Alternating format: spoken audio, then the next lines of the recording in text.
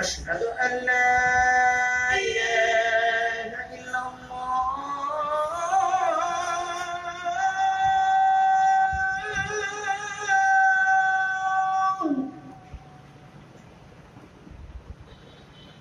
أشهد أن لا إله إلا الله.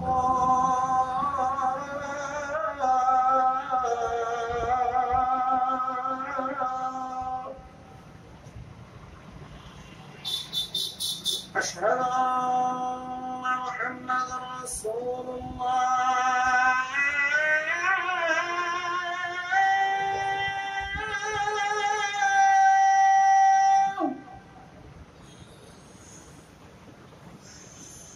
أشهد أن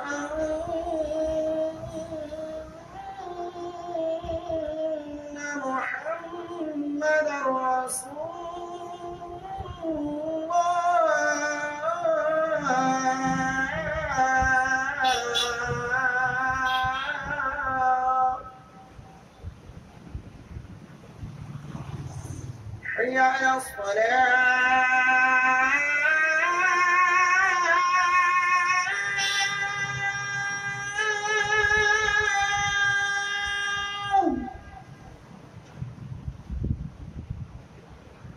حي على الصلاة.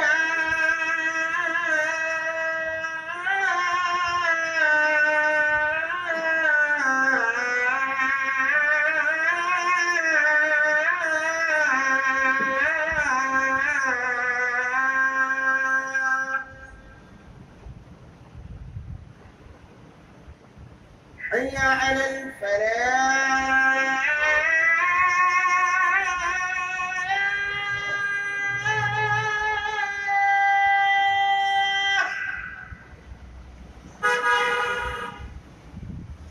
حي على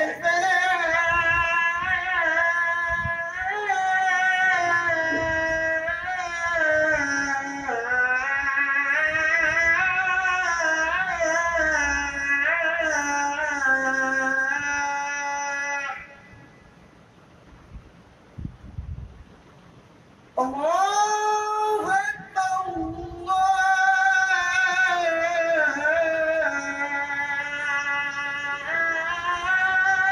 الله أكبر.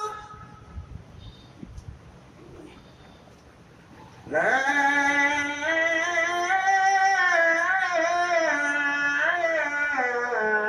إله إلا الله.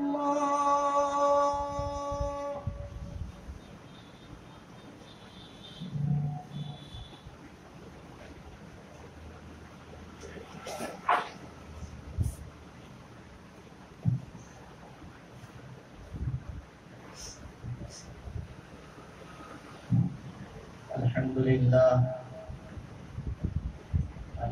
لله نحمده ونستعينه ونستغفره ونؤمن به ونتوكل عليه ونعوذ بالله من شرور أنفسنا ومن سيئات أعمالنا. من يهدي الله فلا مضل له ومن يضلله فلا هادي له. ونشهد أن لا إله إلا الله وحده لا شريك له. ونشهد أن محمدا عبده ورسوله. أما بعد فإن خير الحديث كتاب الله وخير الحديث حديث محمد صلى الله عليه وسلم وشر الأمور محدثاتها وكل محدثات بدعة وكل بدعة ضلالة وكل ضلالة في النار. فأعوذ بالله من الشيطان الرجيم. بسم الله الرحمن الرحيم. يا أيها الذين آمنوا هل أدلكم على تجارة تنجيكم من عذاب أليم تؤمنون بالله ورسوله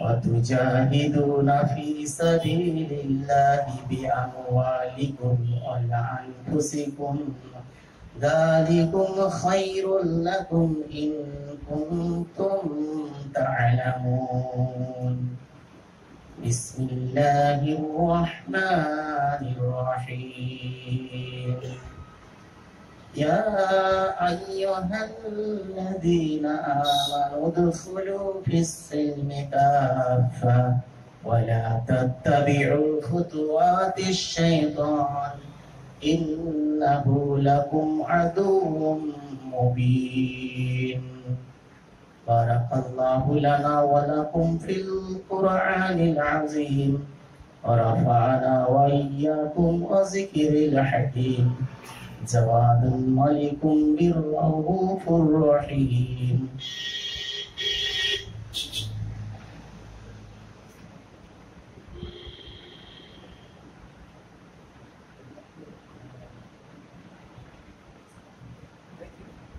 إن الحمد لله وحده الصلاة والسلام على أشرف الأنبياء والمرسلين والعاقبة للمتقين نحن على ذلك من الشاكرين সমস্ত প্রশংসা গুণগান গণকীর্তন স্তব বন্দনা হামদ কিবরিয়া বড়াই মহান সত্তা আল্লাহ সুবহানাহু ওয়া তাআলার জন্য যিনি আমাদেরকে রহমত করে দয়া করে জুমার সালাত আদায়ের জন্য একত্রিত করেছেন আমরা শুকরিয়া বলি আলহামদুলিল্লাহ অনেক অনেক শান্তি দরুদ বর্ষিত হোক নবী করিম সাল্লাল্লাহু আলাইহি সাল্লামের উপর আল্লাহুম্মা সাল্লি আলাইহি আল্লাহুম্মা বারিক আলাইহি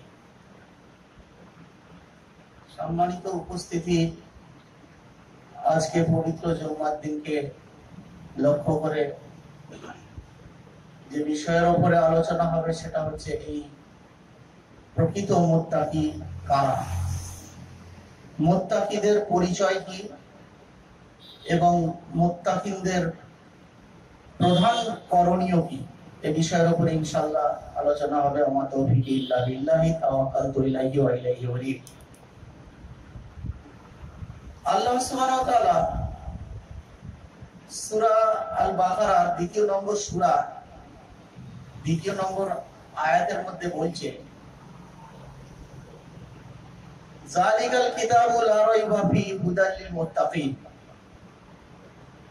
প্রথমত শর্ত হচ্ছে এটা সেই কিতাব এই কিতাব নয় যালিকাল কিতাবু লা রাইবা ফিহি সেই কিতাব সেই বা ওই আমরা যখন কোনো অচেনা লোককে দেখি তখন আমরা বলি সেই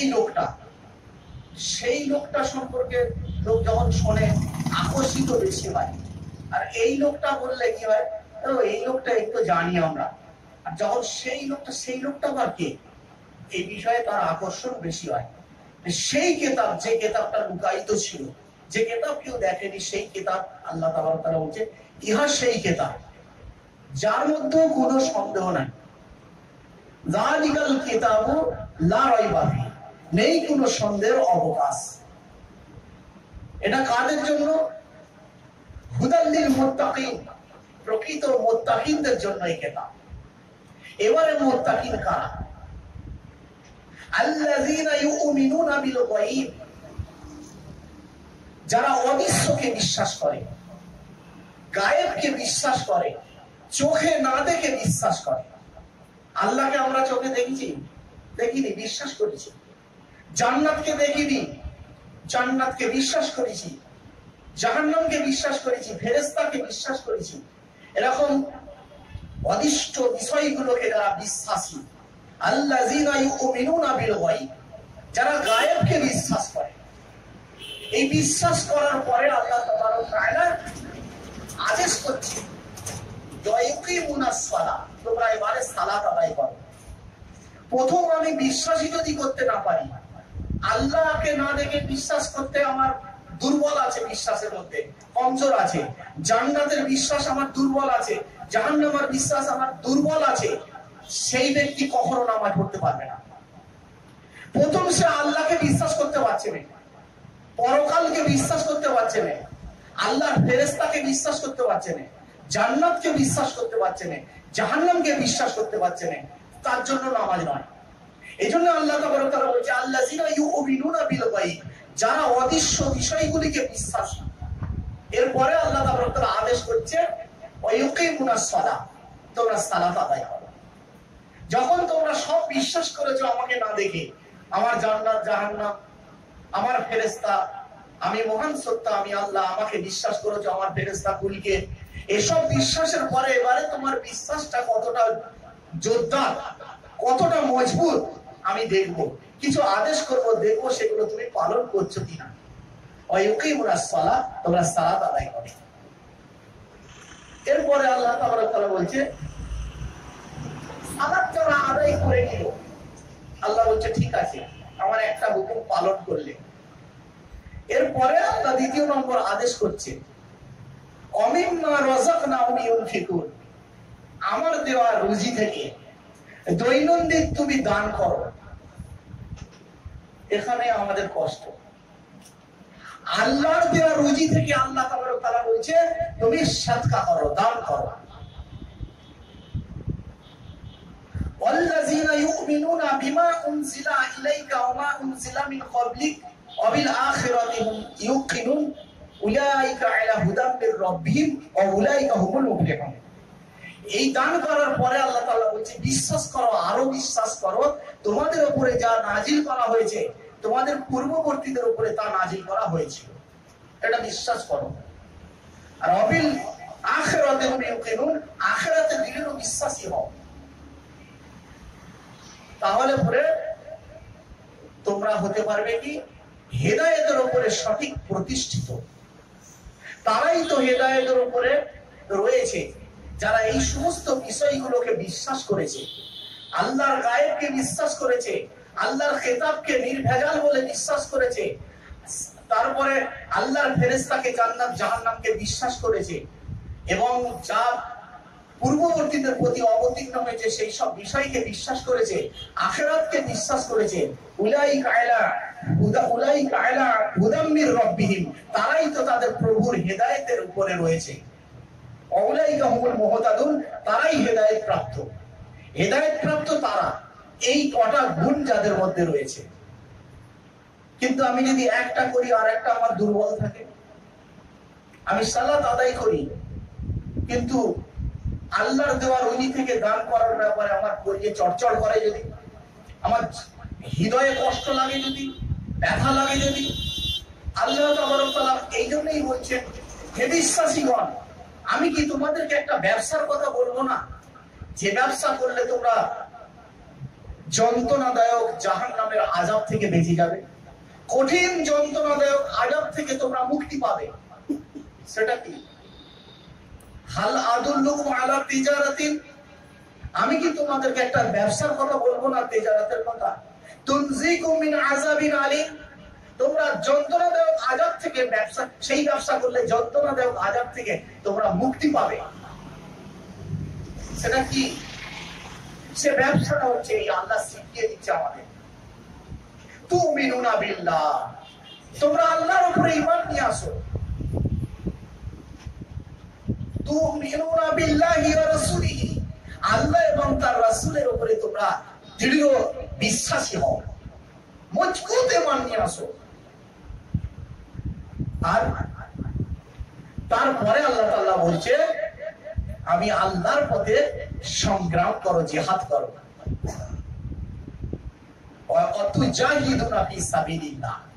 আমার পথে সংগ্রাম করো, আমার পথে তোমরা জিহাদ করো। আর কি করো? বিআমওয়ালিকুম আনফুসাকুম, তোমাদের জান লাগাও এবং মাল লাগাও। বিআমওয়ালিকুম প্রথম শব্দটা এসেছে তোমরা সম্পদ লাগাও, তারপরে আনফুসাকুম তোমাদের জান লাগাও। তাহলে প্রথম জানের কথা বলছেন না, প্রথম কিন্তু আল্লাহ মালের কথা বলছে। খুব জান প্রাণে একটা বন্ধু বিপদে পড়েছেন, দৌড়েছেন তার কাছে, ভাই কিছু টাকা দে। সে তখন আছে, এড়িয়ে যাচ্ছে। অনেক বন্ধু এমন আছে যে ভাই টাকাটা বাদ দিয়ে বল, আমি তোর জন্য জান দিতে রাজি আছি। তাকে বলুন জান দিতে হবে না, তুই কিছু টাকা দে, আমার বিপদ এখন। বলছে ওইটা বাদ দিয়ে সে জান দিয়ে দিবে, কিন্তু টাকা দেবেন। এটা আল্লাহ খুব ভালো জানেন বলে আল্লাহ বিভিন্ন জায়গায় বলছে আগে মাল খরচা করো, আগে মাল দাঁড়াও, মালের কথা আগে বলছে। এখানেও তাই,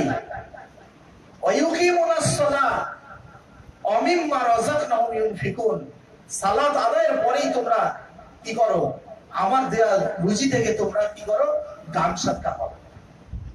আল্লাহ তাআলা এই দানের কথা শেখাচ্ছে। একটা উদাহরণ দিয়েছেন পবিত্র কোরআনে। বেশ কিছু আল্লাহ রাব্বুল আলামিন কোন কথা বলেন যখন সুন্দর সুন্দর এক্সাম্পল পেশ করেন বান্দাদের বোঝার সুবিধার জন্য। সূরা আল বাকারা 261 নম্বর আয়াতে ওখানে আল্লাহ তাআলা বলছে, তোমরা যখন বীজ বপন করো, একটা দানা, একটা বীজের দানা থেকে একটি গাছ অঙ্কুরিত হয়, তা থেকে 7টি শীষ বার হয়। আর প্রত্যেকটি শীষেতে 100 করে দানা হলে 7টা শীষে 700 দানা হয়।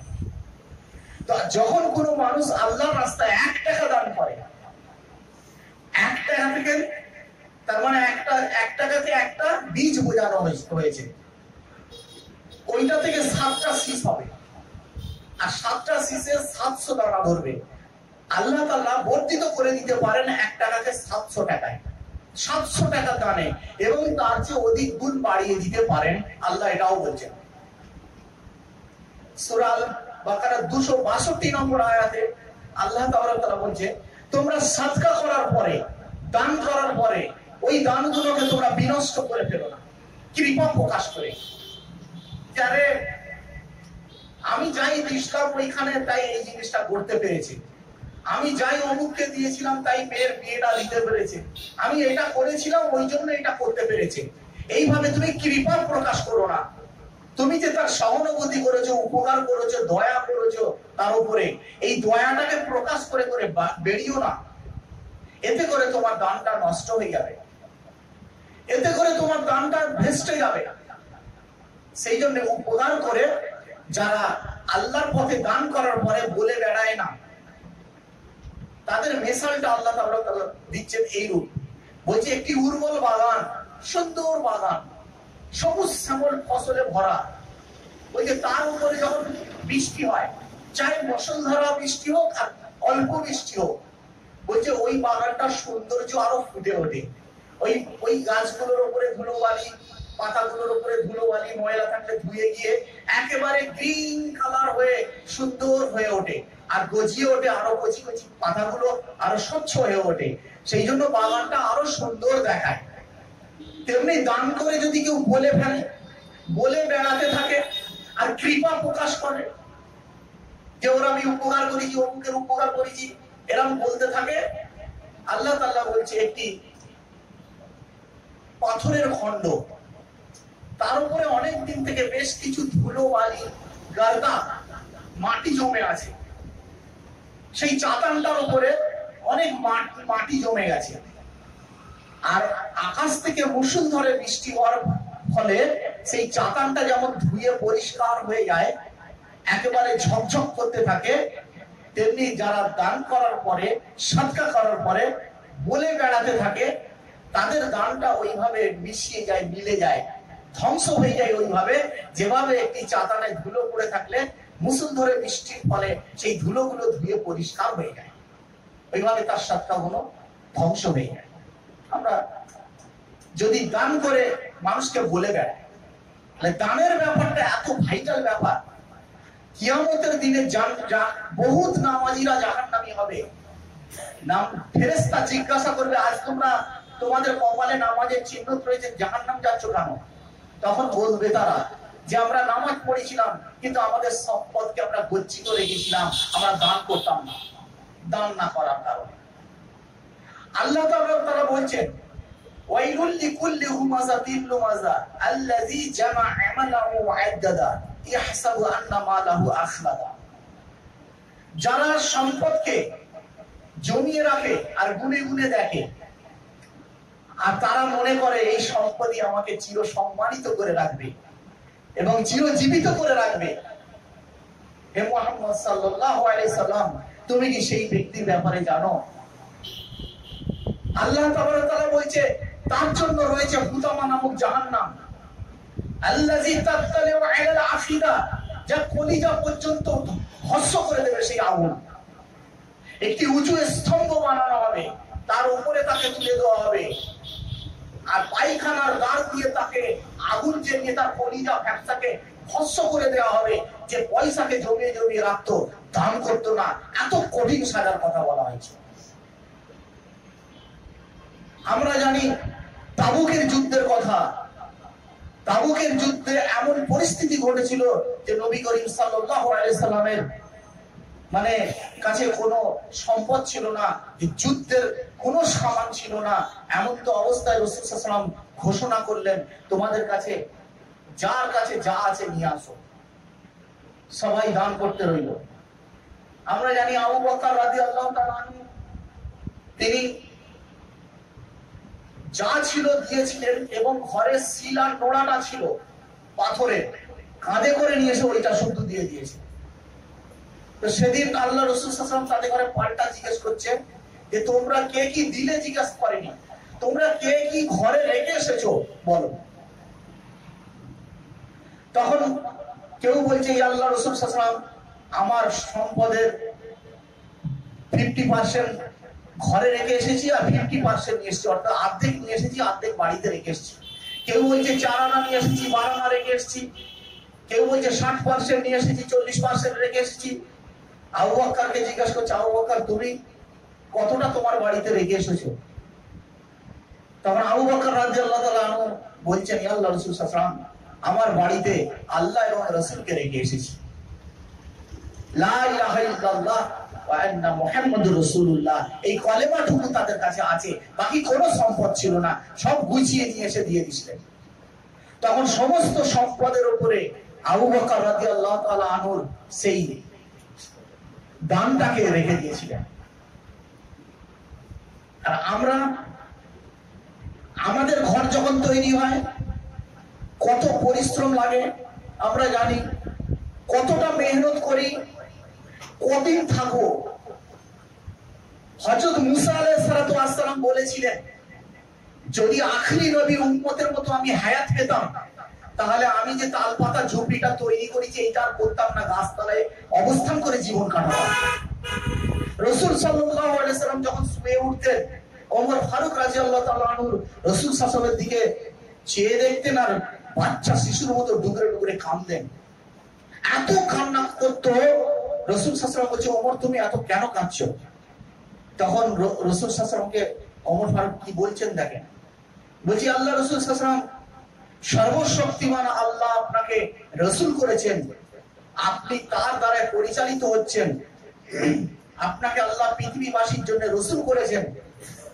আপনার এত অবস্থা, দুর্দশা, এত সঙ্গীত দেখে আমি কান্না ধরে রাখতে পারছি না। আপনার পিঠে আমি স্পষ্ট দেখতে পাচ্ছি খেজুর পাতার চাটায়ের ছাপটা। আর রোমকদের বাদশা, তারা উঁচু গদিতে শোয়ে, মুক্তমণি খচিত তারা সোফায় হেলান দিয়ে থাকে। পারস্যদের রাজা, তারা সোনার চেয়ারে বসে, আর আপনার এই অবস্থা, একটা ঘরে ছেঁড়া মাদুর নেই, একটা ছেঁড়া মাদুরে ছেঁড়া চাটায়ে শুয়ে থাকেন, আর আপনার কপালে গায়ে কাদা লেগে থাকে, ওই মাদুরের ছাপ লেগে থাকে। তো আমি সহ্য করতে পারছি না, আমার কান্না আমি রাখতে পারছি না। তখন রাসূল সাল্লাল্লাহু আলাইহি ওয়াসাল্লাম ওমর ফারুকের গায়ে হাত বুলিয়ে কি বলেছিল জানেন? বলেছিল, ওমর, ওদের এই আরাম আর আয়াস ক্ষণস্থায়ীর জন্য। একটা মৃত্যুর ডুবকি আসবে, একটা মৃত্যুর ঝটকা আসবে, চিরদিনের তরে ওরা দুঃখময় জাহান্নামে প্রজ্বলিত আগুনে ওরা প্রবেশ করবে। আর আমাদের মৃত্যুর ঝটকা আসার সাথে সাথে চির সুখের জান্নাত আল্লাহ সুবহানাহু ওয়া তাআলা আমাদের প্রবেশ করাবে। তো এখানে আমাদের সুখের কিসে? জেলখানা বলে তো ঘোষণা করলো মুমিনদের, আসসিজনুল মুমিনিন, মুমিনদের জন্য দুনিয়া জেলখানা, আর জান্নাতুল কাফিরিন, কাফিরের জন্য দুনিয়া জান্নাতখানা। তাহলে আমার কমজোরি আছে, ইমানের ঘাটতি আছে, ইমানের কমি আছে, যার জন্য মালের উপরে এত মহাব্বত আছে, মালের উপরে এত দয়া আছে। আমি এখানে আস্তে আস্তে বলছিল, রাসূল সাল্লাল্লাহু আলাইহি ওয়াসাল্লামের হাদিসগুলো কি তারা পড়ে নে? রাসূল সাল্লাল্লাহু আলাইহি ওয়াসাল্লামের দানের কথা কি জানে নে? আল্লাহ নবীর মতো পৃথিবীতে এত বড় দানি কেউ ছিল না, অত গরিব হয়ে। এমন দান করো, তোমায় কেউ দান করেছে, সেই দানটাকে তুমি অপরকে দিয়ে দাও। দানের জিনিস বেটে দেয়, তার স্বভাব হাতে হাতে পায়। কেন আগলানো? কিসের জন্য আগলানো? কার জন্য আগলানো? কার জন্য আচড়াচ্ছি আমরা? আমরা দেখতে পাচ্ছি না পৃথিবীর চিত্র? কোটি কোটি টাকার সম্পদ, মৃত্যুর একটা ঝটকা আসলো, চলে গেল, বেনামাজি ছেলেরা লুটে খেতে রইল। কার জন্য? এই জন্য আল্লাহ সুবহানাহু ওয়া তাআলা বলছে, ইয়া আইয়ুহাল্লাযিনা আমানু, হে বিশ্বাসীগণ, হে ঈমানদারগণ, লা তুলহিকুম আমওয়ালুকুম ওয়ালা আওলাদুকুম আন যিকরিল্লাহ। তোমাদের সম্পদ, তোমাদের সন্তান সন্ততি, তোমাদের ছেলে মেয়ে আর তোমাদের সম্পদ তোমাদেরকে আল্লাহর জিকির থেকে গাফেল না করে দেয়, আল্লাহর ইবাদত থেকে বঞ্চিত না করে দেয় তোমাদের।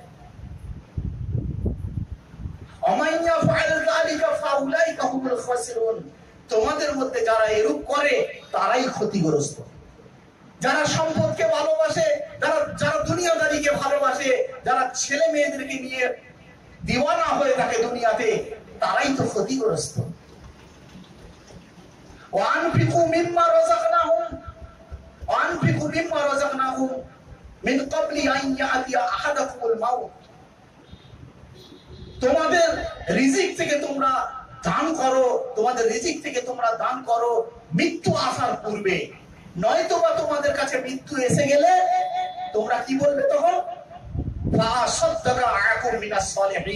আল্লাহ আর কিছু সময় দেওয়া হোক না, কিছুটা সময় দিলে আমি দান করে নেক লোকেদের সঙ্গী হতে পারবো, সদকা করে আমি সৎ লোকেদের দলভুক্ত হতে পারবো। কিছুটা সময় আল্লাহ আমাকে দিন, আমার দান করা হয়নি। এখানে কার জন্য রেখে যাচ্ছে? সেই জন্য আল্লাহ রাব্বুল আলামিনের রাসূল যখন মসজিদুন নববী নির্মাণ হচ্ছিল, তখন নবী মুহাম্মদ রাসূলুল্লাহ সাল্লাল্লাহু আলাইহি ওয়াসাল্লাম নিজে মাথায় করে পাথর বয়েছে, নিজে রাজমিস্ত্রির কাজ নিজে করেছে। আমার দান করার অবকাশ নেই, আমি শ্রম দেবো আল্লাহর ঘরে। হযরত ইব্রাহিম আলাইহিস সালাম যখন কাবা নির্মাণ করেছে, ইসমাঈল আলাইহিস সালাম একটা করে পাথর বাপের হাতে দিয়েছে, বাপ বেটায় উভয় পরিশ্রম করে সেই রাজমিস্ত্রির মতন রাজমিস্ত্রির কাজ করে উভয় কাবাকে নির্মাণ করেছে। যখন উঁচু হয়ে অনেকটা কাঁটা হয়ে গেছে, লাগাল পাচ্ছিলেন না, আমরা যেমন ভাড়ামাদি সেই রকমই হাজরে আসওয়াদের উপরে দাঁড়িয়ে কাবা নির্মাণ করেছে। কার থেকে তারা 10 টাকা চাইতে গেছে? আজ আমাদের এলাকায় যদি একটা আল্লাহর ঘর হয়, এত কিসের জন্য চাওয়া চাই, এত কিসের কষ্ট? এগুলো আমাদের ভুলতে হবে। ইসলাম পাওয়ার পরে সাহাবারা, ঈমান আনার পরে সাহাবারা সবকিছু আল্লাহর রাস্তায় বিলিয়ে দিয়ে অসহায় হয়ে গেল, গাছের পাতা খেয়ে রইল। তাদের জন্য জান্নাত রেজিস্ট্রি হয়ে গেল, জান্নাতের তাদের কাছে আল্লাহর পক্ষ থেকে জান্নাতের সুসংবাদ চলে আসলো। আর আমরা, আল্লাহ ওই রকম দান আমাদেরকে করতে বলেন।